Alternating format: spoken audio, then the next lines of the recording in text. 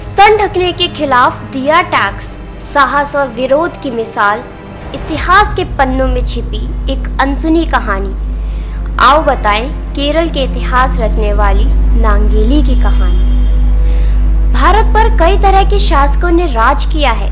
हर शासक ने अपने हिसाब से नियम कानून बनाए और उन पर टैक्स लगाए। आज के समय में यकीन करना मुश्किल है कि कभी भारत में भी मूलाकरम जैसे टैक्सेस हुआ करते थे, लेकिन भारत स्थित केरल के इतिहास के पन्नों में छिपी ये लगभग 100 से 150 साल पुरानी कहानी है। ये कहानी उस समय की है जब केरल के बड़े भाग में त्रावणकोर के राजा का शासन हुआ करता था। कर्नाटक के स्कूल में मुस्लिम लड़कियां हिजाब पहने या ना पहने, इस बात को लेकर सड़क से संसद तक लड़ाई जारी है। प्रोटेस्ट हो रहा है और विरोध में भगवा पहने लड़के प्रोटेस्ट कर रहे हैं। सिर ढकने की इस लड़ाई के बीच आज हम आपको एक कहानी बताएंगे, बेहद दर्दनाक कहानी जिसको सुनकर आपकी रूह कांप जाएगी। ये कहानी केरल की है। ये कहानी एक आदिवासी महिला नांगेली की है, जिसको भले पूरे देश में कोई ना जानता, लेकिन केरल में इनको बहुत ही सम्मान दिया जाता है। बात करीब 150 साल से भी ज्यादा पुरानी है, जो किसी दूसरे मुल्क की नहीं बल्कि भारत की है। उस समय केरल के बड़े भाग में त्रावणकोर के राजा का शासन हुआ करता था। ये वो दौर था जब जातिवाद समाज पर बुरी तरह हावी था। निचली जातियों के साथ शोषण हो रहा था और उच्च जाति वाले खुद को उनका मालिक समझते थे। छुआछूत, सामाजिक बहिष्कार जैसी चीजें आम थी। इस क्रम में एक और गंदा नियम भी था, जिसके अनुसार निचली जाति की महिलाओं को स्तन ढकने का अधिकार ही नहीं था। यानी उस क्षेत्र में उच्च वर्ग की महिलाएं ही स्तन ढक सकती थी।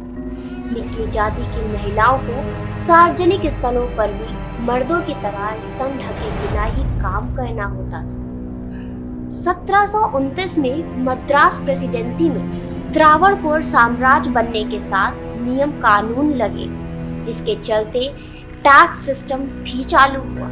जैसे आज हाउस टैक्स, सेल टैक्स और जीएसटी है, वैसे ही तब एक टैक्स बना जिसका नाम मूलाकरम है। मूलाकरम ब्रेस्ट टैक्स था, जिसे स्तन कर भी कहते हैं। ये कर दलित और अनुसूचित जाति की महिलाओं पर लगाया गया था। नंगेली ने इस बात का यानी मूलाकरम का विरोध किया और उनके विरोध का तरीका अपने शरीर को ढकना था। ये एक ऐसी महिला थी जो बिना मूलाकरम भरे कपड़े पहनना चाहती थी, जबकि उस वक्त केवल ब्राह्मण महिलाओं को ही शरीर ढकने की इजाजत थी और अन्य महिलाओं को कोई स्तन ढकने यानी कपड़े पहनने की इजाजत नहीं थी।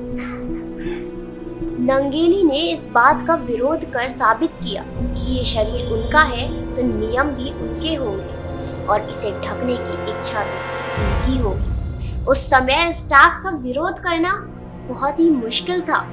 जब कर वसूलने वाले अधिकारियों को इस विरोध के बारे में पता चला कि नांगेली किस तरह खुद को ढक कर ऊंची जाति की तरह रह रही है और उनके लगाए टैक्स का विरोध कर रही है, तो वो स्तन कर मांगने और उनको धमकाने आ गए।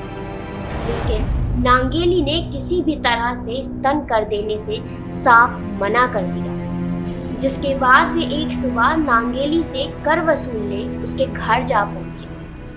वे उनके स्तनों पर कर लगाने के लिए आए। उसके आकार और आयामों पर निर्भर करते हुए आंकड़ा बकाया की गणना करने लगे, लेकिन नांगेली ने तब भी कर का भुगतान करने से इनकार कर दिया और विरोध करते हुए अपने स्तनों को काटकर एक पत्ते पर कर की तरह वसूलने वालों के सामने रख दिया, जिसके बाद हद से ज्यादा खून बह जाने से नांगेली की मृत्यु हो गई। नांगेली के पति चिरुकन का ये अंतहीन दुख उन्हें बर्दाश्त नहीं हुआ, जिसके कारण चिरुकन ने नांगेली की जलती चिता में कूदकर अपनी भी जान दे दी। इस प्रकार देश में पहली बार कोई पुरुष सती बना।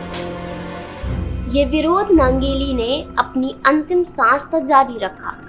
आखिरकार बाद में जातिवाद के इस कर को हटा दिया गया, लेकिन नंगेली की मृत्यु के बाद उनके इतने बड़े विरोध के बाद जिस प्रकार नंगेली को इतनी हिंसा करनी पड़ी और अपने सम्मान के लिए लड़ना पड़ा, वो कोई आम बात नहीं थी। ये दुख की बात है कि केरल के इतिहास में इस बारे में जानकारी नहीं है और ये घटना भी बहुत कम बयां करी जाती है।